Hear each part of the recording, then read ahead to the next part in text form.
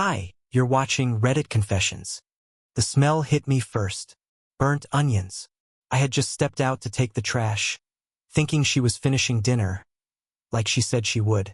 But when I came back in, the kitchen was empty. The pan was smoking. Her keys were gone. So was her car. At first, I thought maybe she forgot something at the store. No big deal. She does that. Then I saw the wine glass, half full, lipstick on the rim. Next to it, her phone, unlocked, buzzing with a message that made my heart drop to the floor. He still think you're cooking? Face with tears of joy, you're wild. It was from someone saved as Tim, bike shop. A contact I didn't even know she had. We don't own bikes. We never owned bikes. My stomach flipped. I picked up the phone, and there they were. Threads of texts going back months. Months. Flirty. Bold. Explicit. The kind of stuff she hadn't said to me in years. Things I didn't even know she wanted. And the worst part? I had been trying. Really trying.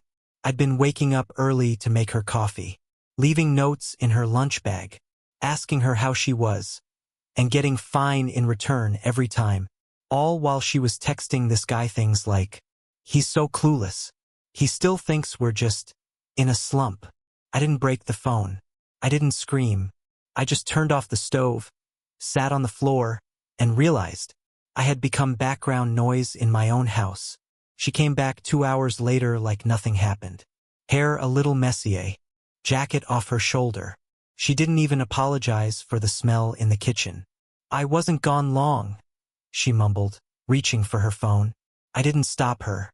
I just stood up, grabbed my jacket, and said, calm as a whisper, "Take your time next time.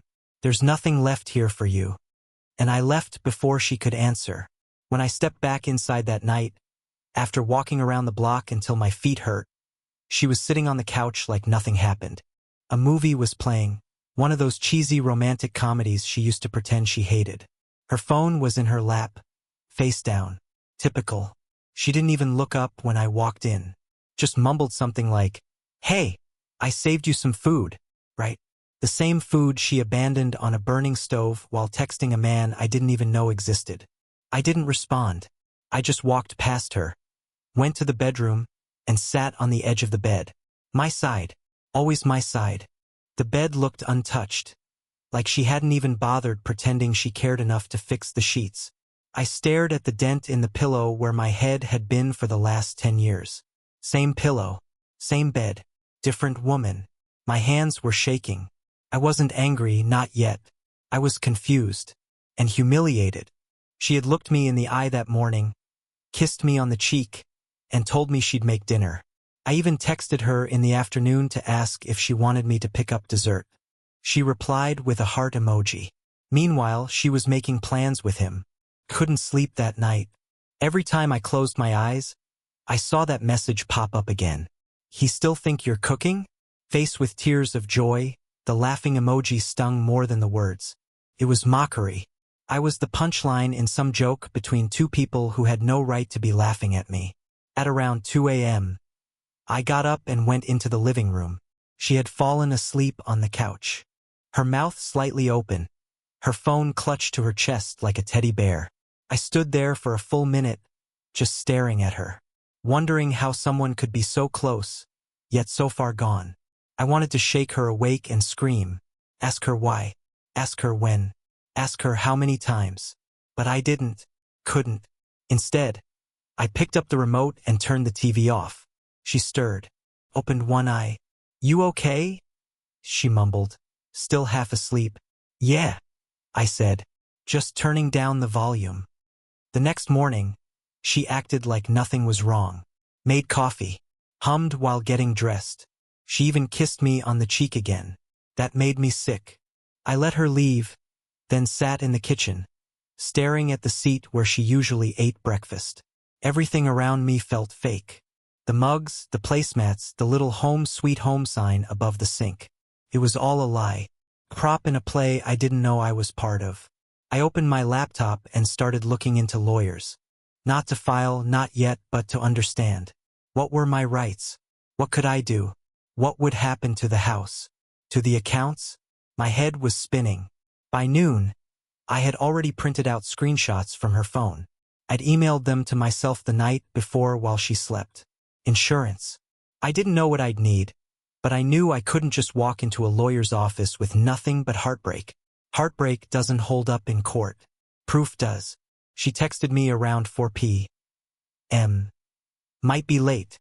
Long line at the store. I stared at the message for a long time before typing back. Take your time. I hit send. Then I blocked her number. She didn't know it yet, but that message was the last one I'd ever send her. That night was the first in a long time where I didn't wait up for her. I didn't pace the hallway or keep glancing at the clock. I didn't pretend to be asleep when I heard her car pull in. Instead, I left the porch light off. Let her fumble with the keys in the dark. Let her feel, for once, what it was like to return to a house that didn't welcome her. She came in just past 10. Her heels clicked across the tile like she was trying to make an entrance. She paused in the doorway, expecting something. A greeting, maybe, or a passive-aggressive comment from the couch. But I wasn't on the couch. I wasn't even in the room. I was in the office, sitting at my desk, headphones on, pretending to be deep into a spreadsheet. I heard her put down her purse and say, "Hey, sorry I'm late." The store was a nightmare. That lie again. I didn't answer. 10 minutes passed. Then she came to the office doorway. "Are you ignoring me?" she asked. No anger in her voice. More annoyance. Like I was the one being unreasonable. I paused the fake audio on my screen and looked up slowly. "I didn't hear you," I said flatly, knowing full well she wouldn't believe me. Her eyes narrowed just slightly, but she didn't press. Instead, she shrugged and walked away like it didn't matter. She used to care if I was upset. Used to sit with me, ask what was wrong, run her fingers through my hair while I opened up about work stress or money worries. Now she treated me like some faded wallpaper she forgot to replace. Always there, always dull. I slept in the guest room that night, quietly, without explanation. I didn't slam the door, didn't leave a note. Just laid there on the stiff twin bed staring at the ceiling fan as it clicked unevenly. My thoughts were racing. Images of her smiling at someone else, laughing in a way she hadn't with me in years, looking alive in another man's arms while I was stuck here, dying in silence. By morning, she was standing in the hallway, holding a cup of coffee, looking confused. "Why didn't you sleep in our bed?" she asked. I shrugged. Felt like trying something different. She laughed nervously. "Are we doing this now? Acting like teenagers?" I looked right at her and said, "I'm just trying out what it feels like to be invisible during daylight too." She didn't have a response for that. She just turned and went back to the kitchen. But I saw it, the flicker in her eyes, the tiniest drop of unease. Maybe she finally realized I wasn't playing dumb anymore. That I wasn't just some sad, clueless husband folding laundry while she lived a double life. Later that day, I checked her phone again. I had left a small tracking app running, nothing malicious, just enough to ping her GPS once an hour. And just like clockwork, she wasn't where she said she'd be. She had told me she was going to get her nails done. GPS said she was parked 2 blocks from the riverfront apartments. I looked up the address. Unit 3B. Belonged to Timothy Randall, age 35, single, owned a local bike shop, of course he did. The man who thought I was a joke. And maybe I was, for a while. But I wasn't laughing anymore. I sat in my car across the street from the riverfront apartments for nearly 40 minutes. Engine off, hands clenched around the steering wheel. My breath fogged up the windshield as I watched the building. Unit 3B. I didn't even know what I expected to see. Her stepping out, laughing with him, the two of them kissing goodbye, maybe her sneaking out like it was some dirty little secret. But what I saw was worse. At exactly 6:12 p.m. The door opened. There she was, my wife, wearing the sweater I bought her last Christmas, the one she claimed was too warm to ever wear. I watched her walk out with a bottle of wine in one hand, and with the other, she was holding his, just like that, holding hands like a real couple, like they belonged to each other. Not a second of hesitation, not a glance over her shoulder, no guilt, just smiles and ease, like I didn't even exist. They walked to his car, got in, and drove off. I didn't follow. Couldn't. My whole body was locked in place. It was real now. Not just texts, not just suspicion, real. She had given pieces of herself to someone else while I sat at home trying to fix what was already shattered. For a brief moment, I thought about getting out of the car and ringing his doorbell just to feel something. But instead, I sat there and cried for the first time in years. When I got home, she was already there. She was lighting candles in the living room like it was date night. She saw me walk in and gave me that fake little smile she'd perfected. "Hey, I was thinking we could do something different tonight. Want to play a board game or something?" Her voice was light, playful, like she hadn't just spent 2 hours in another man's apartment. I said nothing, just hung up my coat and walked past her. She followed me. "What's with you lately?" she asked, sounding more irritated than concerned. "You're distant. You barely talk to me. Is there something going on?" I laughed. I actually laughed out loud. The nerve. The performance. I turned to face her and said, "You want to know what's going on? Okay, let's talk. How's Timothy Randall?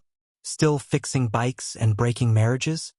Her face turned pale, dead pale, like all the blood drained out of her at once. She didn't speak. She just stared at me, lips slightly parted, hands trembling. I stepped closer. "Yeah, I know everything. The texts, the visits, the little apartment getaway. I even know about the tracking app on your phone. Don't worry, I'm not a genius. I just stopped being stupid." She finally found her voice. "You had no right." "No," I interrupted. "You had no right." The silence between us was thick and sharp. And then, just like always, she tried to twist it.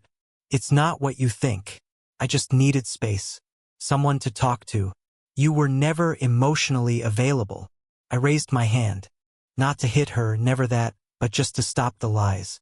"Save it. I gave you everything. Time, patience, forgiveness, and chances. You cashed them in and bought yourself a boyfriend." She started crying. Real tears, maybe. Or maybe just the realization that she'd finally lost control of the narrative. "I didn't mean for it to happen," she whispered. I shook my head. "You meant every minute of it. You just didn't think I'd find out. Or that I'd finally stop being the guy who waits around." And then I said it. "Pack a bag, Madeline. I'm done." She didn't move, didn't argue, just stood there in stunned silence as I walked out of the room and closed the door behind me. She didn't scream. She didn't deny it. She didn't even ask who told me. That silence, her frozen, guilty silence, said more than any confession ever could. I went to the kitchen and poured a glass of water. Not because I was thirsty, but because I needed to do something with my hands before they betrayed how badly I was shaking. I heard her walking around the bedroom slowly. Drawers opening, hangers sliding, then the distinct zip of a suitcase. I half expected her to fight, to throw one of her classic guilt trips, to cry hard enough that I'd second-guess everything. But she didn't. It was too clean, too easy, too rehearsed. I stood in the hallway, leaning against the wall as she rolled the suitcase past me.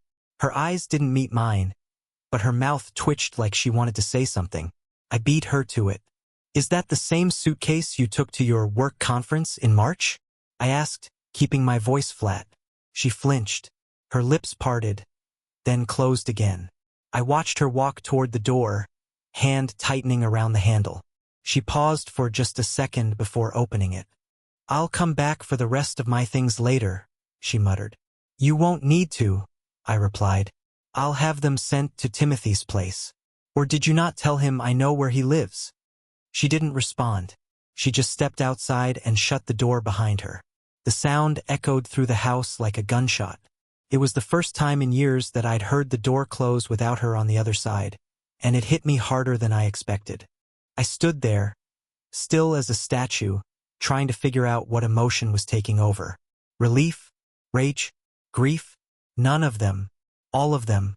I slept on the couch that night, not because I had to, but because the bed suddenly felt too big, too empty, too haunted by memories of someone who hadn't truly been there in a long time. I laid there for hours, the TV playing something forgettable in the background. while my mind replayed every moment I should have seen for what it was.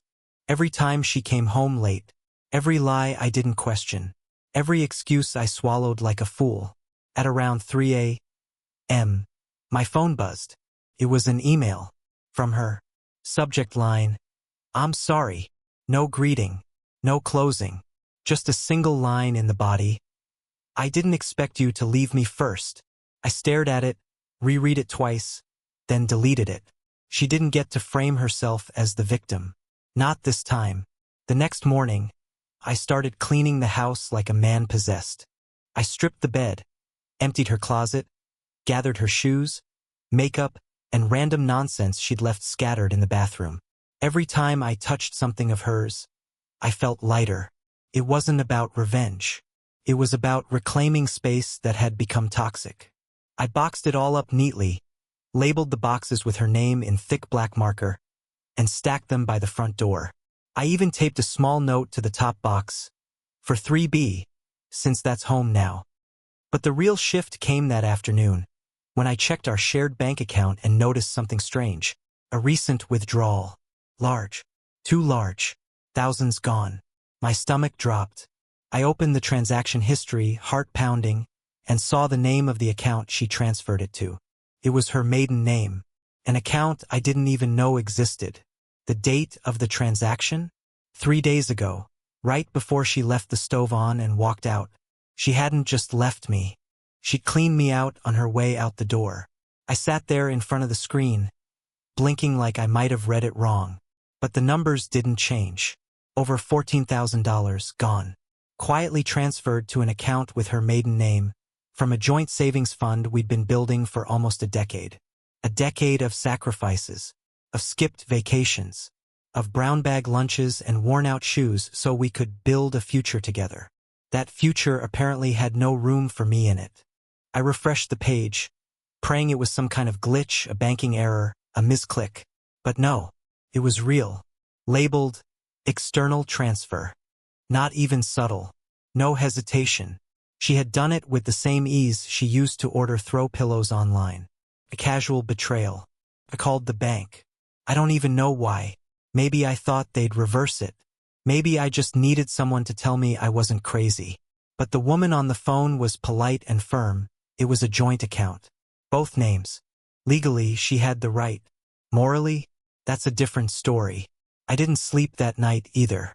I sat in the living room staring at the boxes by the front door, the ones filled with her shoes and sweaters and perfume bottles. I wanted to toss them into the street, light them on fire. But that's not who I am. That's never who I was. She knew that too.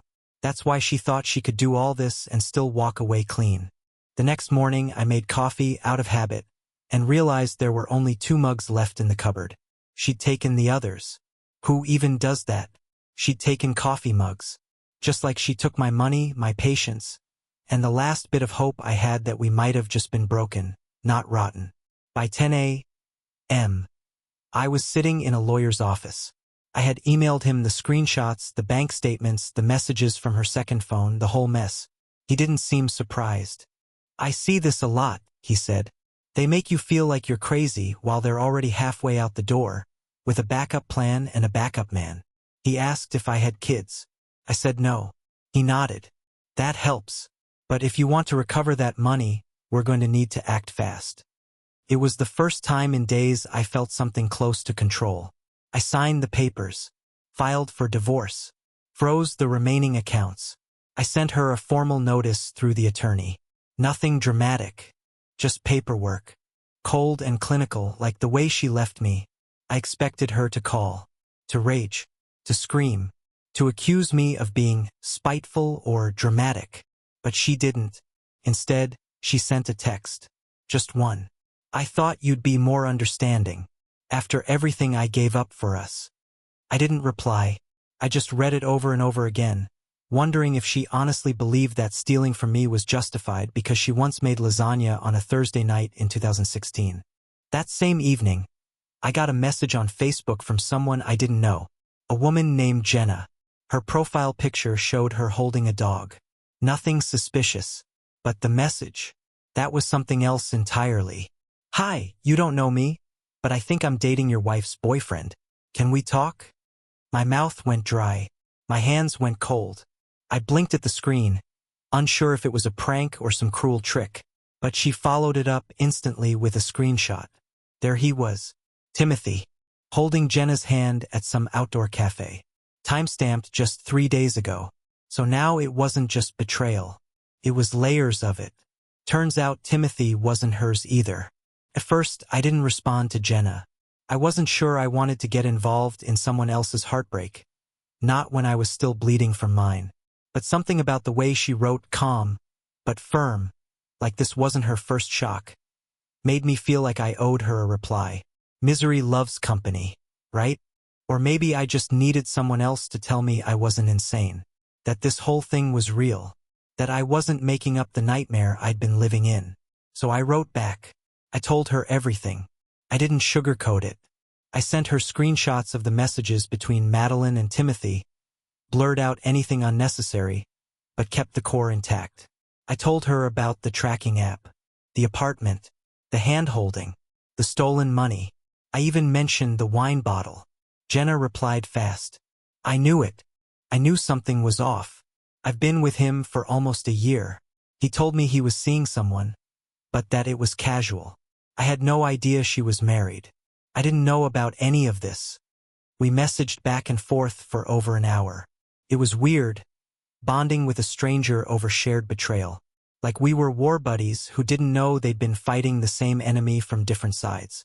She told me Timothy had been spending nights at her place too. That he had a toothbrush in her bathroom, clothes in her drawer. That he said all the same lines. She doesn't understand me. You're the only one I can be real with. We're just waiting for the right time to end things. He was playing them both. Playing us all. And suddenly I wasn't just angry at Madeline. I was furious with myself. For trusting. For waiting. For being so reasonable. Because what had that ever gotten me? I was the quiet one. The fixer. The guy who absorbed every blow and smiled through it.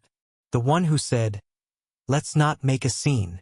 And now I was sitting in an empty house, sorting through the wreckage while she was probably crying into a man's shoulder who didn't even want her. The next morning, Jenna asked me if I'd be willing to meet in person. She said she didn't want to confront Timothy alone, and honestly, I wasn't sure if I wanted to see him face to face either. But then I remembered that email from Madeline. I didn't expect you to leave me first, and something inside me shifted. No, I wouldn't be the silent fool anymore. We met at a neutral place, a coffee shop near the park. Jenna was early. She looked tired, like she hadn't slept in days. Her hands trembled slightly when she passed me her phone, showing me photos of them together. Smiling, kissing, living. It was surreal, like watching a movie of my wife starring in someone else's love story. But not anymore. Then Timothy showed up. He walked in wearing that same smug confidence I remembered from the riverfront. I stood up slowly. He paused when he saw me. Probably didn't recognize me right away. Why would he? I wasn't a threat. I was the guy in the background. The husband. The placeholder. His face dropped when he saw Jenna. And when she stood up, held out her phone and said, "Recognize these?" The look on his face cracked. He looked from her to me, then back again, and for a moment, I almost felt sorry for him. Almost. He tried to play it off. "Look, this is getting blown out of proportion. Spare us." I cut in. "You've been lying to both of us. You're not special. You're not misunderstood. You're just another guy who thinks his lies make him interesting." He didn't fight. He didn't deny. He just left. Walked out without paying for the coffee he never got. Jenna sat back down, exhaled sharply, and said, "I thought it would feel better." I nodded. "Yeah, me too." But it didn't. Because closure doesn't come from watching the villain squirm. It comes from finally realizing the story's over and deciding you're not going to read it again. It's been 3 months since that day in the coffee shop. Funny how something so simple, a conversation with a stranger and a confrontation that lasted less than 5 minutes, ended up being the most pivotal moment in my life. That was the day I stopped being the guy who waited, who doubted himself, who made excuses for her. That was the day I woke up. Madeline tried to reach out after that. Of course she did. A long email, then a voicemail, then another email, this time longer and filled with nostalgia and blame. The usual blend of, "We were great once, and you changed." But I didn't answer. I didn't need to.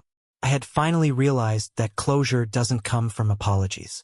It comes from knowing the truth and deciding to step into a new story.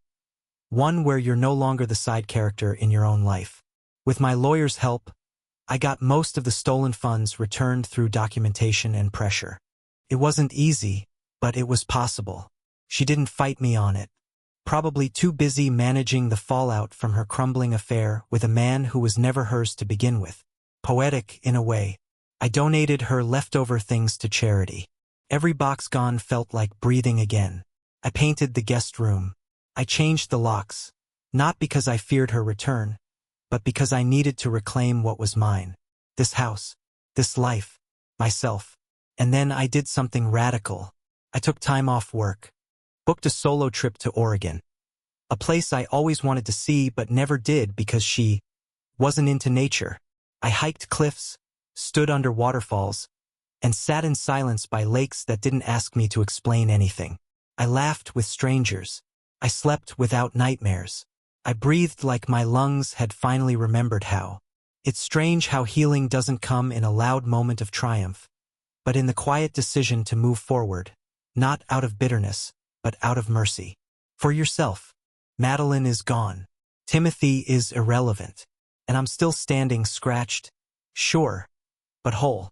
I'm learning to love being alone. And maybe one day when I'm ready, I'll try again. But next time I won't ignore the signs. I won't settle for being tolerated.